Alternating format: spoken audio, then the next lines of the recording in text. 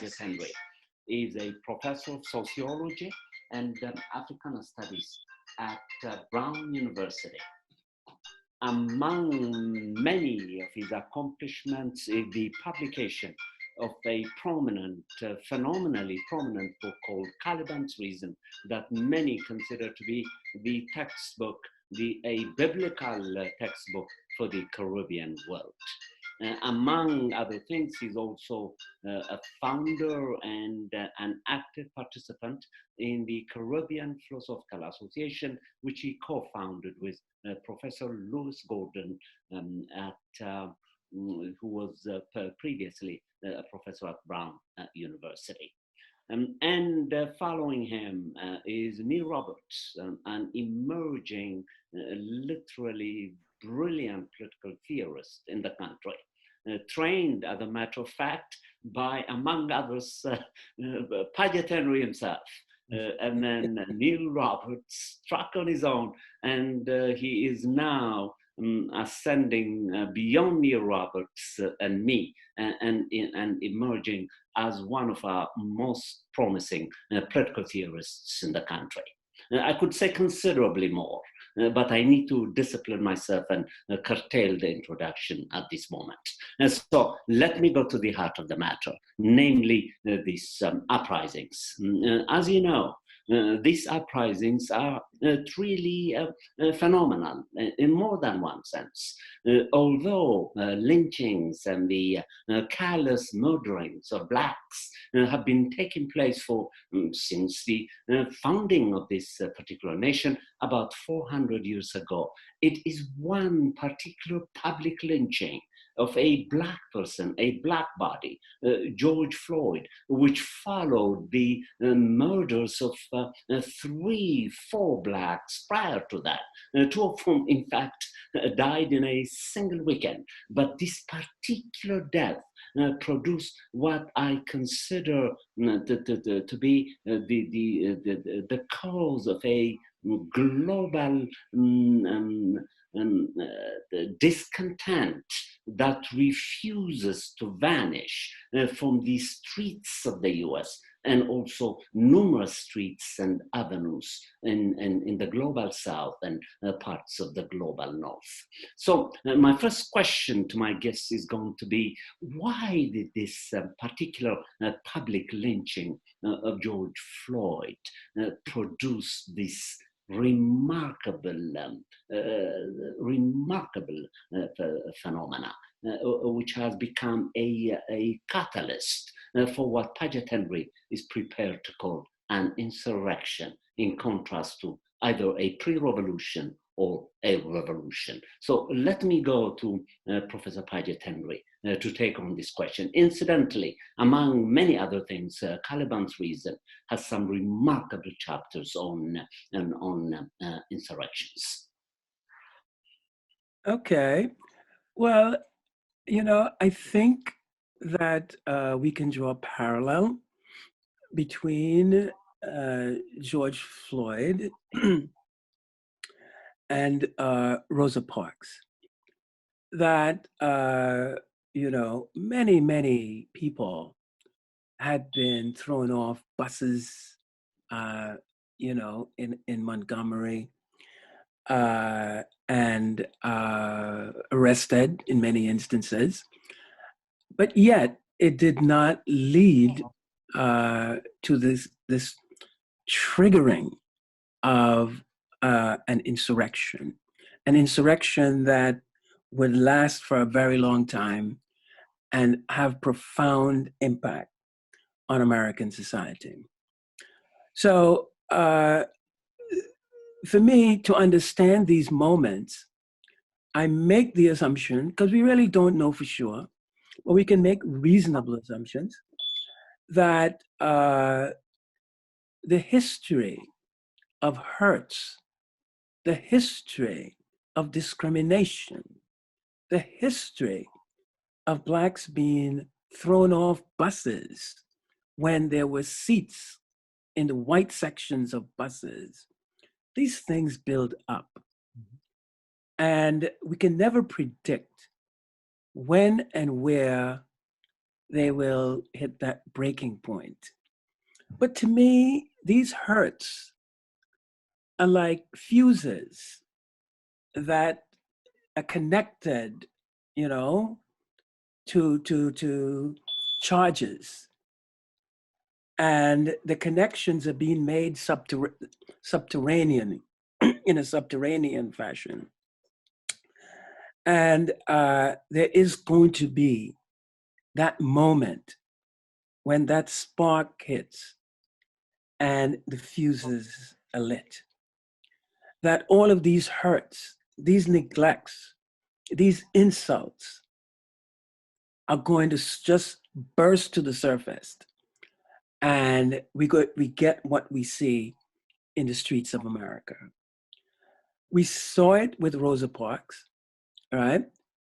The way in which her getting thrown off of that bus led to this persistent, effective, and organized boycott that really was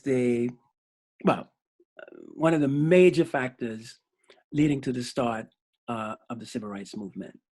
And so I think George Floyd's murder, right, was one of those triggers. To me, something was building. You know, wires were being set, connected to hurts, discriminations, rejections, right? Broken promises by governments. And yes, George Floyd became that trigger, that spark that lit all of these fuses. And so the protests are just letting us know in no uncertain terms, right, what these hurts were, what these resentments were. And they are saying in no uncertain terms, we want redress. I think that's just unmistakable, right? So let me stop there for now. And if you want me to elaborate, I will, of course, be happy to. Excellent. And now, let me turn the attention to Professor William Roberts, professor of political theory at Williams College, who, among other things, for the past few years, in fact, has been specializing by accident in assessing and critically interpreting how insurrections occur, how long they last, what their purposes are, what their flaws might be. He is currently a chair of Africana Studies at the famous Williams College, and also has an affiliation with the Department of Religion, I think. He's the author of numerous books, but the ones that have been recently commanding well-deserved attention are his ongoing works on Frederick Douglass, The Voice of Freedom. So let me turn attention to Neil Roberts then, as he responds to the same question. Then I'll go back to Professor Paget to elaborate, as he seems to be inclined to do. Yes, thank you, not only Professor Kiros, but also mentor and a friend, Paget Henry. And so I'm honored to really kind of think with you all on this very serious topic. So the first thing that I would say is, what are we struggling for? What are the protesters struggling for? Whether it sounds like for Professor Henry, it's an insurrection. Others may use the term uprising. We've heard different ones. Is it a revolt? Are these riots? What are they? But I would say that what seems to me crystal clear is that there are three things that are being struggled for. The first, dignity. The second, respect. And the third, freedom, which I will elaborate on momentarily. And by dignity, I mean what that interlocutor that all of us here have addressed with in different ways, the Martinican thinker Frantz Fanon talked about, not merely in his latter work, The Wretched of the Earth, but all through the majority of the work. What does it mean to have dignity, right? And to be kind of not merely recognized, but also a sense of dignity, human dignity. The second, respect for not only oneself, but also for others. And then the third, which is really where I want to home in on, which is freedom, which is not to be confused with independence or emancipation. Because, and I know Professor Kiros and Henry and others may, been familiar with some of my work, particularly with one word I want to leave your readers with, right? Marronage, right? M-A-R-R-O-N-A-G-E, a French word that's a noun. It just translates as flight, but it has the effect of a verb. And so there are different articulations of freedom.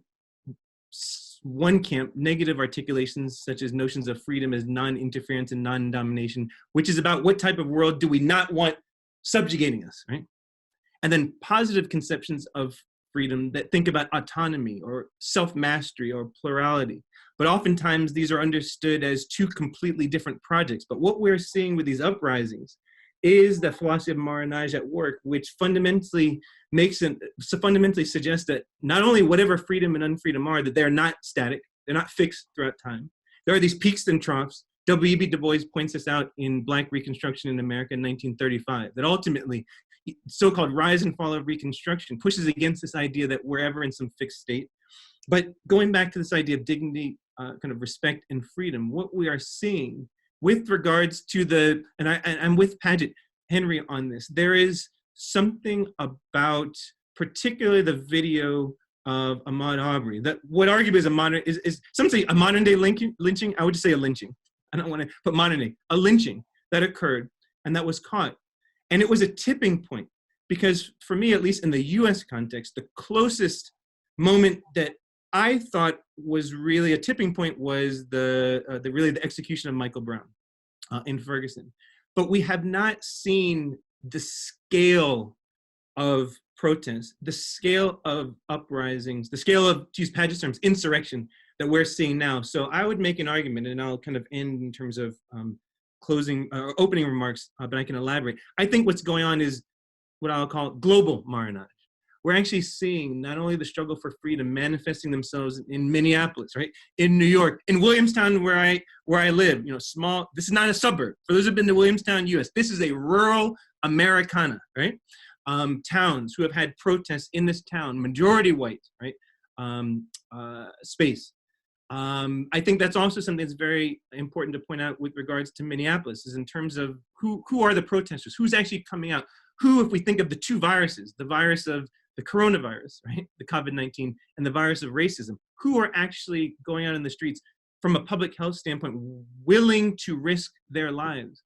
When we know in terms of Black lives that those living in the US have Black folk have asymmetrically been the victims of COVID-19 in terms of death, but a broad array of people residing in this country who are protesting, in addition to what we're seeing around the world with regards to monuments and statues and the like, that yes, it's connected to anti-Black racism. Yes, a lot of it is connected to questions of policing, but fundamentally it's those three ideas, dignity, respect, and freedom, and how the longue durée of kind of racism in the modern period, it was never gone, it mutated. And so how do we actually address it? So I'll kind of stop there, but really I see this as a longue durée. How do we think about these nods of struggle for freedom? And how do we make sense? Is this a moment? Or is this actually a movement, however decentralized, that will lead to large and sustained structural transformation? I appreciate that. Now, Professor Paget Henry, is this a moment or what? Well, I think it has already moved beyond the moment. As I said, I see this as an insurrection. To me, it's a classic insurrectionary moment. It began, I should say, as a classic insurrectionary moment, in the sense that C.L.R. James used the term insurrection. Mm-hmm. Right? And I think that it had the potential of turning revolutionary if it had not been contained by 42,000 National Guard troops with armored vehicles supporting police forces in 31 states. To me, those figures indicate the power of this insurrection. It says a lot about the passions that were exploding on our streets. And so I think that aspect of it has to be taken very, very, very good care of. So I liken it to what Du Bois called the general strike, when slaves, you know, in the South abandoned the plantations in the middle of the Civil War, and that, as we know, was a truly transformative moment in both American and African American history. That it was the kind of spontaneous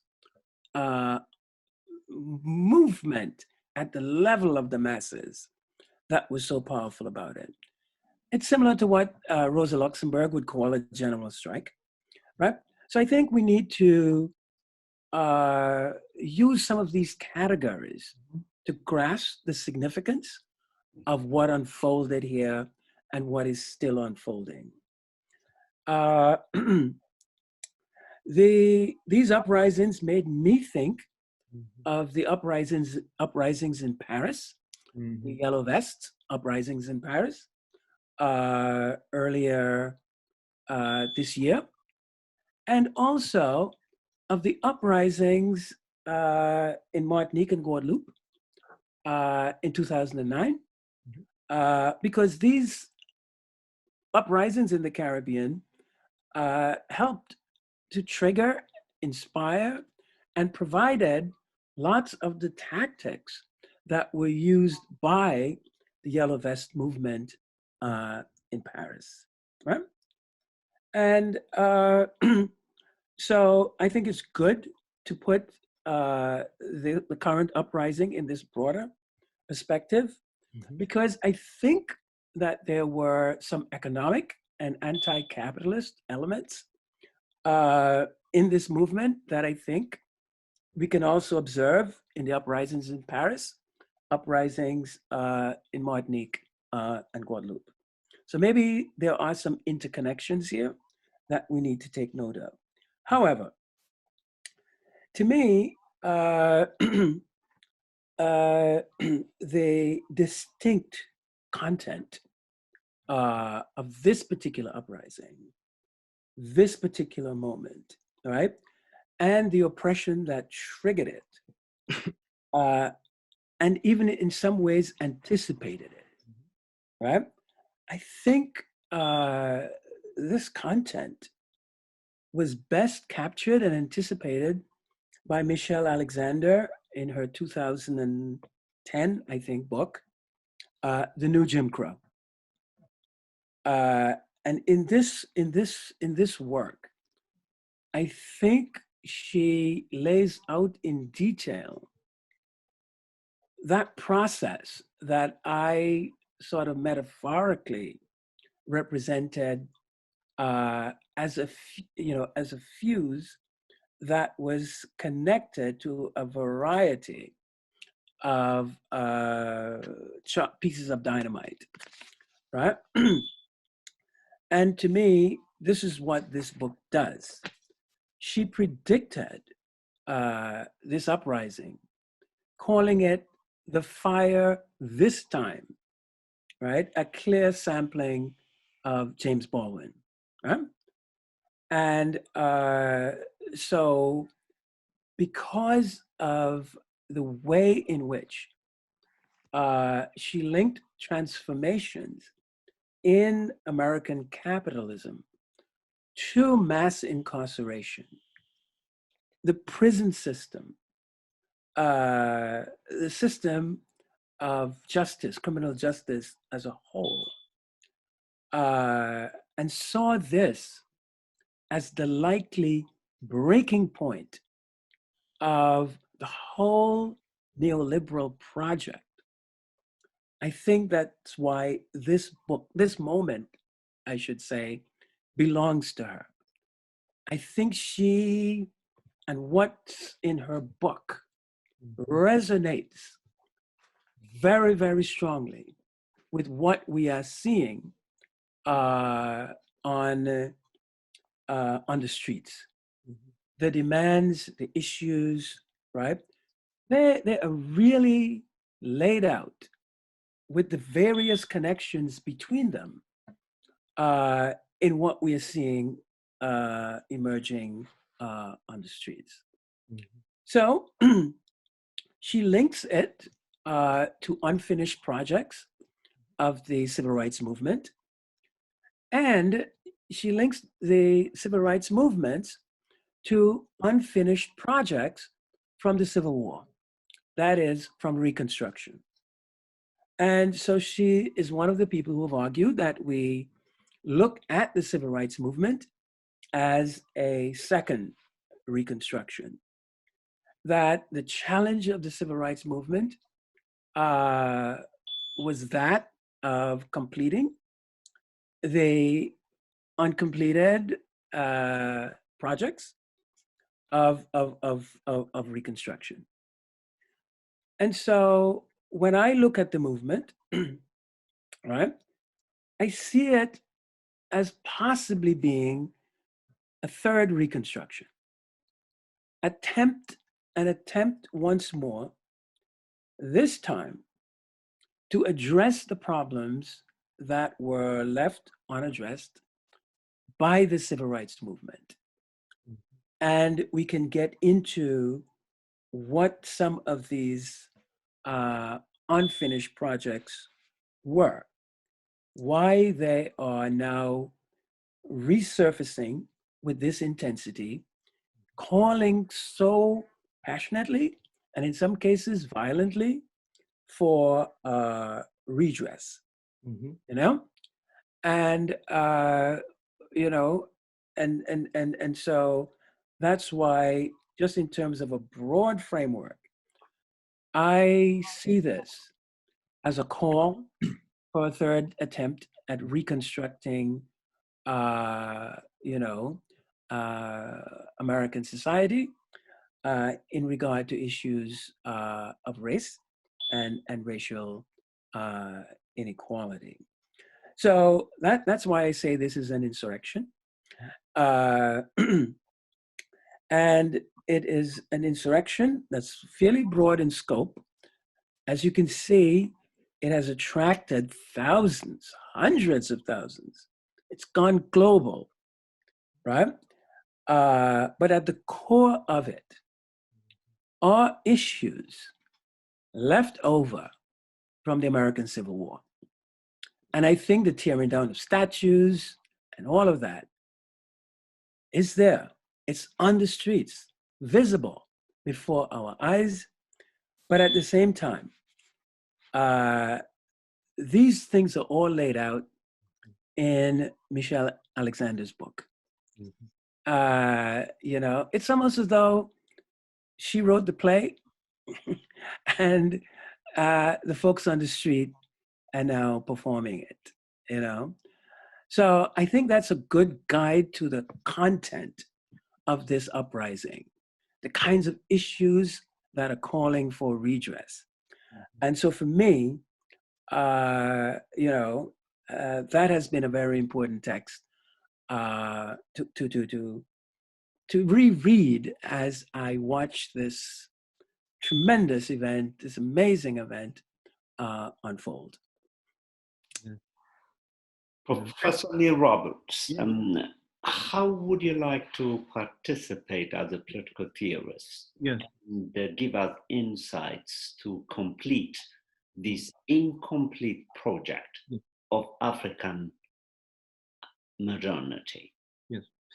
Blocked and obstructed rather continuously by what is being referred to systemic racism. Yes. the meaning of which, as you know, Mm-hmm. some scholars are Mm-hmm. contesting. They seem to think that the term systemic racism is vacuous. Yes.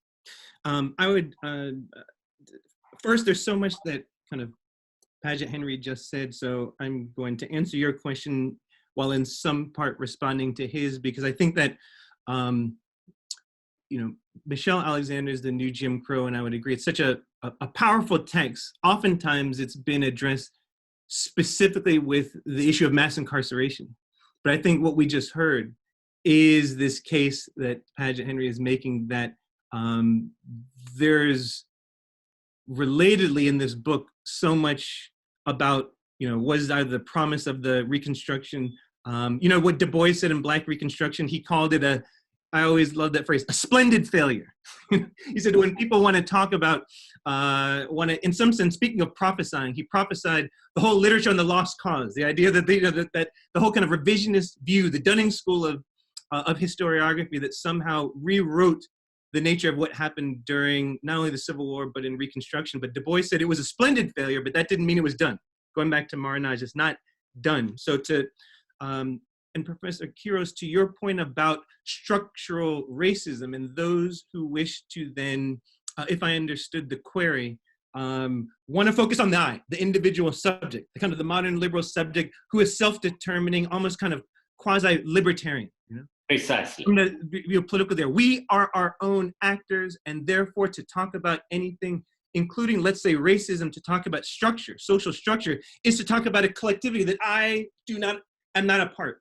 But I think going back to these, what we are seeing, and also the history, not only what Michelle Alexander, but some people who I'll mention in a moment, and events I'll mention in a moment, bear out, make that argument flat on its, you know, flat on delivery. Right? It makes an argument flat on delivery. We can talk about the nature of structures, but this idea of discounting altogether the ways in which there are individual actors and also kind of systems, I think elides the nature of how racism works and how kind of social structures work. So let me say a little bit about that by taking a step back.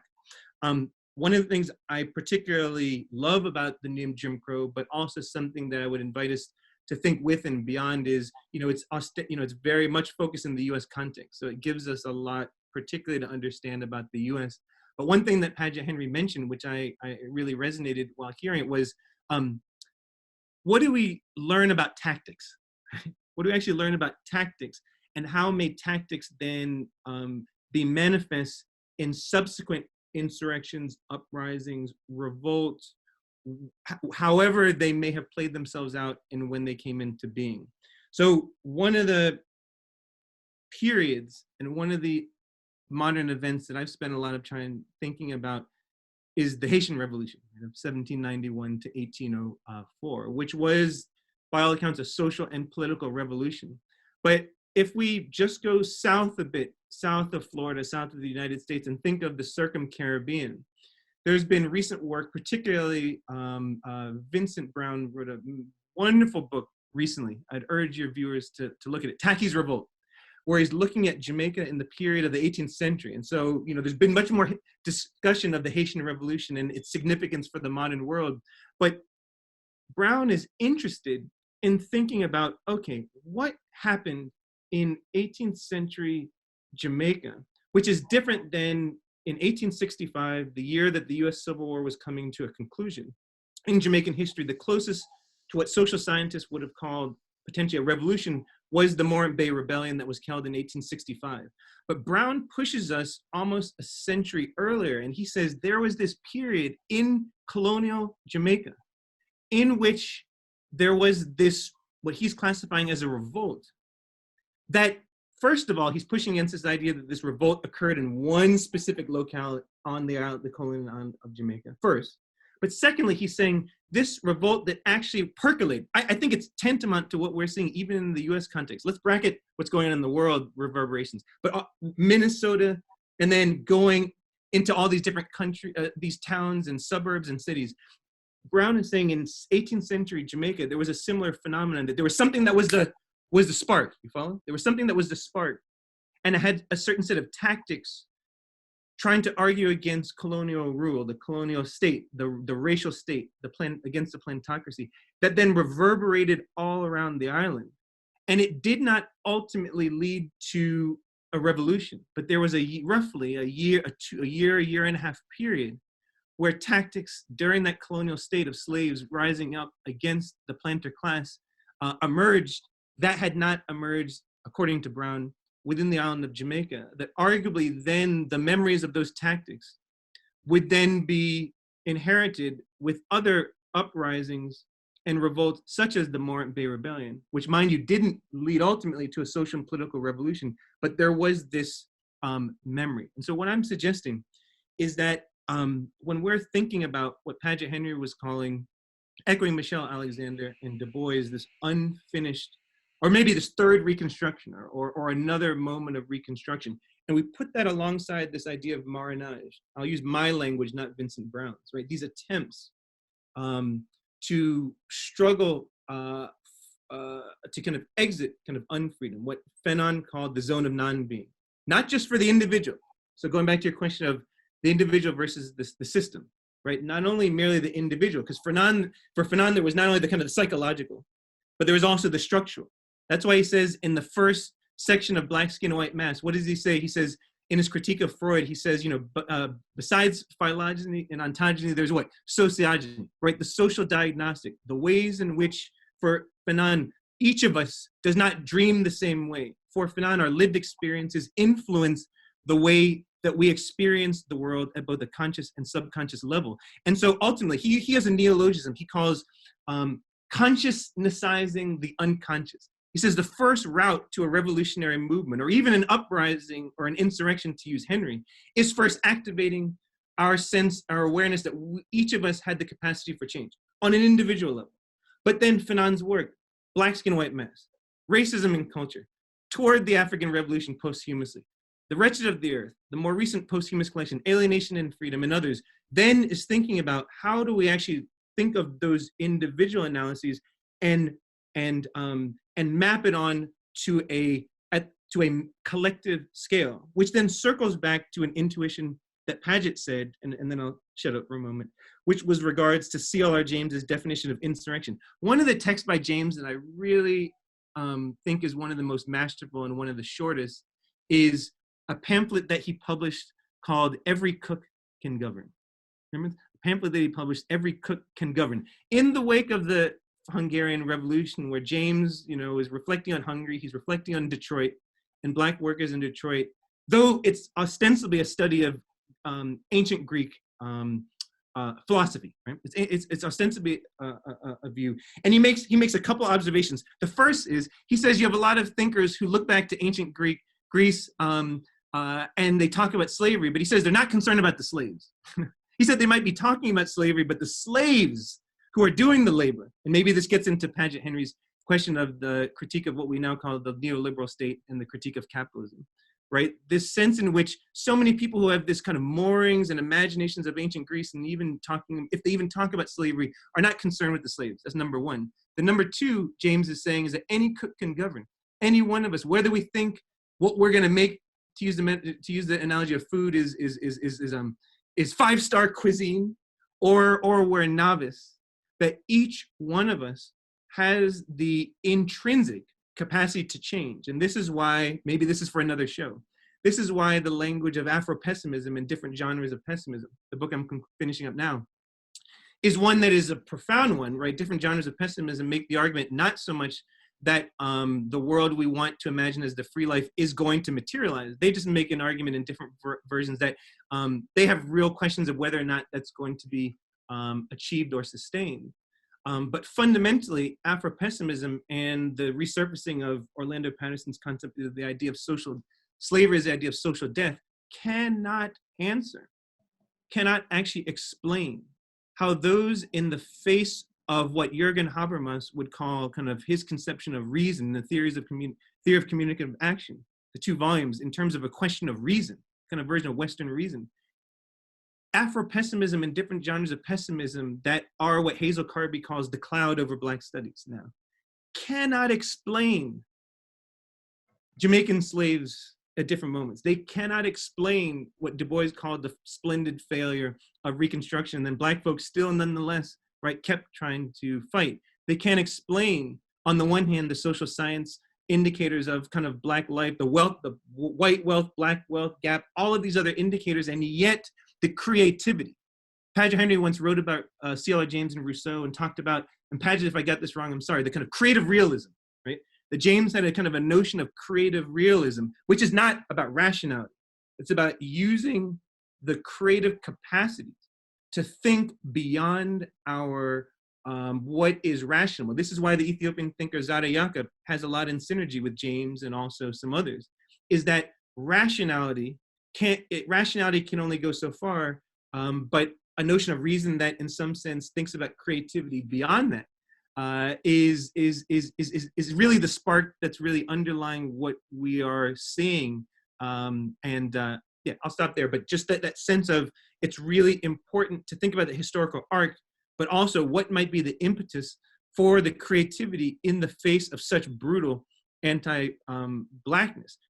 The world may be anti-Black now, but I would invite your viewers to push back against the line that suggests that the world that we're in will always be anti-Black and will always be one that those who've been racialized as Black, who identify as Black, have no capacity for change and creativity. History, I think, actually pushes against that. And I think it's that history that Michelle Alexander in The New Jim Crow is both, on the one hand, pointing us towards the really sordid dimensions of the history, and what Frederick Douglass, who, as was mentioned, someone I think highly of, Ida B. Wells said Frederick Douglass's big oversight in his life was the convict lease system. Right? He never wanted to talk about it until the end of his life in the post-Civil War period.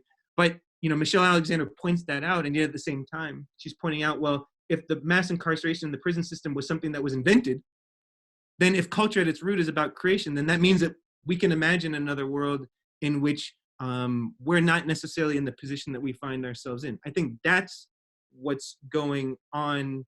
It's more than a moment. Paget is right. Maybe it's too early to call it, is it a revolution or a revolt? But it seems like it's definitely an insurrection. And it's pushing against a conception of reason that, going back to political theory, Western political theorists can't understand. They can't teach it. Our colleagues are intro class, they can't teach it because they're literally operating within epistemological cataracts. Remarkable. The interview has hardly begun. I had a list of questions that I wanted to cover, but I have just made a decision not to ask any new question other than ask Professor Paget Henry to just start a conversation for me, which I intend to continue in the second episode, in part 2 of this episode, just an outline of what I would like to call the political economy of the uprisings. Mm-hmm. Because Professor Paget Henry is also a student of political economy. One of his famous works on Antigua, in fact, was on the political economy of Antigua. Just an outline, and then I want to devote an episode again with you, with Neil, and probably Professor George Yancey that I'm trying to work with, so that we can expand the participation of these intelligences. Mm-hmm. Well, first of all, I think the political economy of this movement, is very much rooted in the opposition, or if you like, the backlash to the civil rights movement that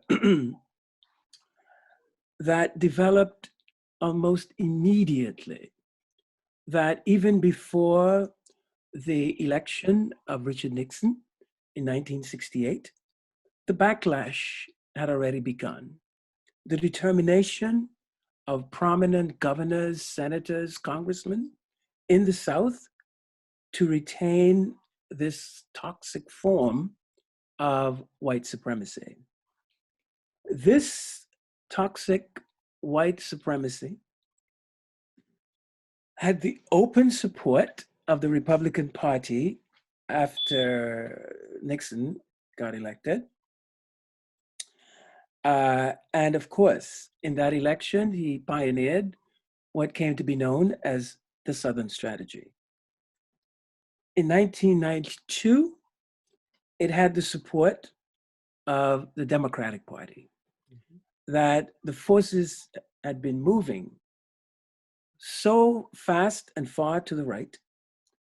The influence of that anti-Black, white supremacist Southern core not only had it invaded the Republican Party, but it was now finding its way into the Democratic Party. So that when we look at Clinton, he campaigned as a liberal, but he governed calling himself a conservative Democrat. And we don't have time to unpack what he meant by a conservative Democrat, but it was a shift that embraced this law and order campaign that was part of the Southern Strategy, and also the war on drugs that was almost the primary justification for this law and order campaign. The problem with the war on drugs and law and order, it was directed so much and so directly at the Black population. Now, we have to ask ourselves, what would cause this convergence between the Republican Party and the Democratic Party at this point in time? The convergence I see is the shared commitment to the neoliberal agenda. And the neoliberal agenda had built into it a policy of mass incarceration, right? Let's look at this a little bit more closely. The key to the neoliberal order, you have in the early 1970s, a shareholders' revolt because of rising inflation, right? So the era before Volcker stepped in. The US went off the gold standard, right? And so the whole question of finance is going to change. The role of money in the economy once the US goes off the gold standard in 1971. We also have the rising cost of labor because of the power of trade unions. At this point in time, something like 56% of private sector workers were unionized. Today, that figure is 6%, okay? Then, of course, we had deindustrialization. This was the period in which, to counter the power of labor, capital decided it was going to remove large portions of the industrial base of the economy to locations abroad where labor was cheaper. And this was the key factor in breaking the power of trade unions and, of course, workers. This is why over and over we see the statistic. From this period on, starting in the 1980s, wages have been flat. That in spite of all of the productivity of the new technology that is going to be there in the 80s and the 90s, wages remain flat. Tremendous victory for capital. Fifth, we had, of course, the financialization of the economy. If you're going to export the industrial base, what is going to take its place? And the place of the industrial sector that was exported was, of course, finance, right? So those are the key elements of the neoliberal project. Now, integral to the Southern strategies of Nixon and Bush 1, right, was this law and order campaign that I mentioned before, right? And of course, this declaration of a war on drugs. Now, what we have is a conceding by the Republican Party to the South's opposition to civil rights. By 1978, affirmative action is gone. It's over. The anti-poverty programs of the Johnson administration, gone, right? And what we get is this neoliberal order and the declaration of America as a colorblind society. Okay. Right? One last thing. Now, to understand how we got to, right, this situation where we've got so many African Americans in prisons. We go from 300,000 people in prison in 1979 to over 2 million, right? By the start of the 21st century. Dramatic increase in the number of prisons. And these are overwhelmingly Hispanic and Black. Okay. I will have to discontinue this incredible episode at this stage, but I promise my curious viewers that I'll be returning in 2 or 3 weeks from now with these 2 major scholars and the possible addition of Professor George Yancey, and continue our dialogue today by focusing where we left off. I will give Professor Neil Roberts an opportunity to link the uprisings to the grounding in a political economy of some kind, which is going to push us to develop critiques of capitalism as a way of organizing human resources, and how that obstructs and aids the possibility of overcoming this racial pandemic in concert with the health pandemic, since this tumultuous time, in more than one sense, is a byproduct of a confluence of a racial pandemic and a biologically inclined health pandemic, which led human beings from all sectors of life to come and participate in these uprisings as members of genders, the sexes, and race groups, which is going to lead us to critically look at the composition of the members of the uprisings themselves, which is a theme that we did not brought today. This is Tedros Kiros, your host for African Ascent. Thanks for joining us.